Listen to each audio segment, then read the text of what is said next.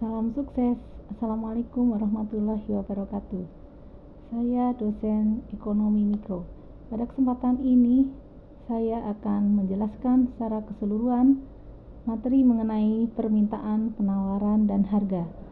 Mohon diperhatikan, Anda nanti akan mengerjakan dua kuis 1 dan kuis 2 yang berkaitan dengan materi yang akan saya sampaikan sekarang ini. Oleh karena itu, mohon diperhatikan dengan cermat. Saya akan mulai dengan penjelasan mengenai permintaan, penawaran, dan harga. Bahwa hukum permintaan menyebutkan bahwa makin rendah harga suatu barang, maka makin banyak permintaan akan barang tersebut. Sebaliknya, jika harga barang tersebut naik, maka permintaan akan barang tersebut semakin turun. Hal ini bisa dijelaskan melalui kurva permintaan seperti pada gambar ini. Di gambar kurva permintaan terlihat pada awalnya pada harga barang P0 jumlah permintaan adalah Q0. Jika harga barang naik dari P0 ke P1, maka jumlah permintaan barang pun turun dari Q0 ke Q1. Perubahan permintaan ini disebut sebagai pergerakan sepanjang kurva permintaan atau yang ditunjukkan perubahan dari A ke B. Selain melalui kurva permintaan, kita dapat melihat perubahan permintaan yang disebabkan karena perubahan harga dari daftar permintaan yang terlihat ini. Pada kolom harga, makin ke bawah harga mengalami penurunan. Sementara itu, kita lihat di kolom jumlah barang yang diminta, makin turun harga, ternyata jumlah barang yang diminta akan semakin bertambah. Itu terjadi kebalikan untuk harga yang semakin meningkat. Selain karena perubahan harga yang menyebabkan perubahan permintaan, kurva permintaan pun dapat mengalami pergeseran kurva. Pergeseran kurva itu bisa ke kanan atau bertambah dan ke kiri atau berkurang. Beberapa faktor yang menyebabkan pergeseran kurva adalah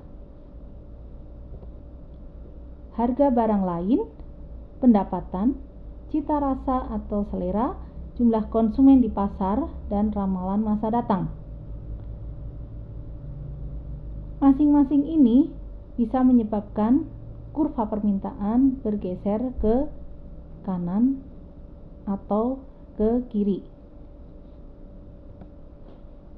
Kurva permintaan individu atau perseorangan bisa dituliskan dalam persamaan kurva permintaan sebagai yang ada di sebelah kiri bawah, yaitu QD sama dengan fungsi dari harga.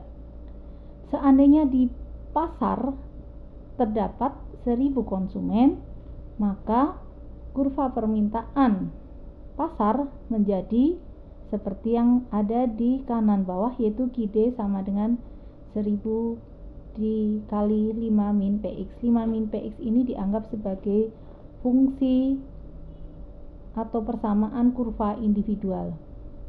Nah, itu adalah kurva permintaan, hukum permintaan, dan perubahan kurva permintaan karena harga, dan pergeseran kurva permintaan karena 5 faktor yang sudah disebutkan tadi. Selanjutnya akan saya sampaikan mengenai penawaran. Hukum penawaran menyebutkan makin rendah harga suatu barang, maka makin sedikit jumlah barang yang ditawarkan. Sebaliknya, jika harga barang makin naik, maka jumlah penawaran barang tersebut pun makin bertambah. Ini juga bisa digambarkan dengan kurva penawaran yang bergradien positif dari kiri bawah ke kanan atas. Di gambar ini terlihat bahwa pada awalnya harga P1, jumlah barang yang ditawarkan adalah Q1. Dengan naiknya harga barang menjadi P2, maka jumlah barang yang ditawarkan pun bertambah menjadi Q2. Perubahan ini terlihat dari perubahan dari A ke B, atau bisa disebut sebagai pergerakan sepanjang kurva penawaran. Nah, di sini harga merupakan penyebab terjadinya pergerakan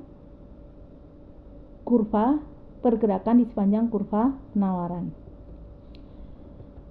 Selanjutnya, kurva penawaran pun bisa mengalami pergeseran, bertambah yaitu bergeser ke kanan atau berkurang bergeser ke kiri. Apa saja faktor yang menyebabkan pergeseran kurva penawaran? Di sini dapat dilihat bahwa faktor bukan harga yang menyebabkan pergeseran kurva penawaran adalah harga barang-barang lain, ongkos produksi, teknologi, dan tujuan perusahaan. Seperti halnya di penawaran, bahwa kurva penawaran individual bisa dituliskan dalam persamaan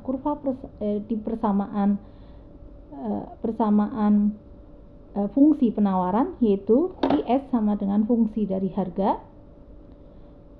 Sementara itu, kumpulan dari sejumlah penjual merupakan industri.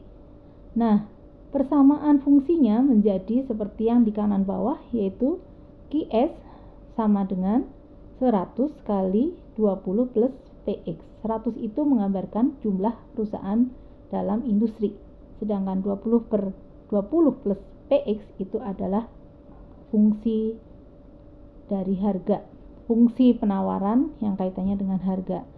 Nah, itu semua adalah penjelasan mengenai hubungan permintaan, penawaran, dan harga. Sementara itu, dengan adanya titik temu atau perpotongan antara kurva permintaan dengan kurva penawaran, terjadi titik keseimbangan. Titik keseimbangan itu kalau kita tarik ke sumbu vertikal, yaitu sumbu harga, maka akan didapatkan harga keseimbangan. Harga keseimbangan inilah yang merupakan harga yang disepakati baik oleh konsumen maupun oleh produsen. Demikian, untuk menambah atau untuk mengetahui seberapa pemahaman Anda mengenai permintaan, penawaran, dan harga, maka dimohon untuk mengerjakan kuis 1 dan kuis 2 masing-masing selama 15 menit. Setelah kuis 1 nanti akan saya jelaskan jawabannya. Nah, dilanjutkan nanti kuis 2, dan setelah kuis 2 akan saya jelaskan juga jawabannya. Selamat mencoba. Assalamualaikum warahmatullahi wabarakatuh.